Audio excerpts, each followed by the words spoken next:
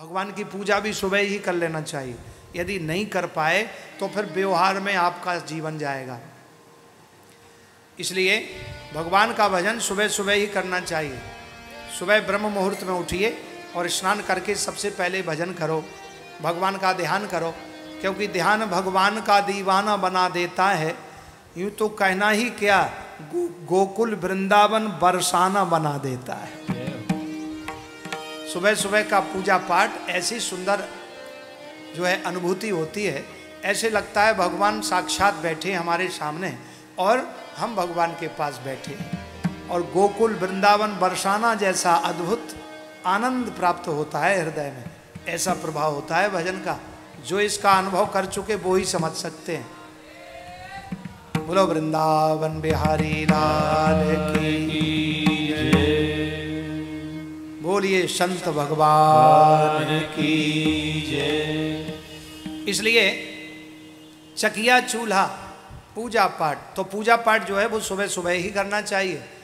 श्री सूत जी महाराज कहते हैं, ऋषियों, भगवान श्री कृष्ण भी जब नारद जी को भगवान की सदगृहस्थ लीलाओं का नाना रूपों में दर्शन हुआ तो ब्राह्मे मुहूर्त उत्थाया पुनर्गौरज सार्भका।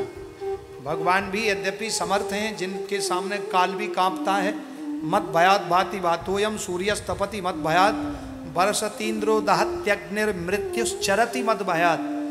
भगवान कहते मेरे भय से वायु बहती है, मेरे भय से काल कांपता है, मेरे भय से अग्नि दहकती है, मेरे भय से सूर्य तपते हैं, सूर्यस्तपति मत भयात। लेकिन मैं अपने भक्त के सामने झुक जाता हूँ। जो भक्त कहता है मैं वो करता हूँ, जो भक्त मुझे खिलाता है मैं उसको पाता हूँ। भक्त कहे सो जाओ तो सो जाता हूँ। तो वो परमात्मा भी ब्रह्म मुहूर्त में समर्थ हैं, लेकिन वो भी ब्रह्म मुहूर्त में जाग जाते हैं। ब्राह्मे मुहूर्त उत्थाया। और सदगृहस्थ में कैसे रहना चाहिए, श्री नारद जी को भगवान श्री द्वारिकाधीश की गृहस्थ लीलाओं का नाना रूपों में दर्शन हुआ। इसलिए प्रातः काल अवश्य उठना चाहिए। जो ब्रह्म मुहूर्त में उठता है उसकी आयु बढ़ती है और रोगों से मुक्ति मिलती है। लेकिन ऐसा नहीं कि सुन लिया कि महाराज जी ने कहा है तो जल्दी उठेंगे और आप 4-6 दिन उठे ब्रह्म मुहूर्त में और 6वें दिन पता लगा 7वें दिन कि 8 बजे उठे, बोले आज तो थक गए।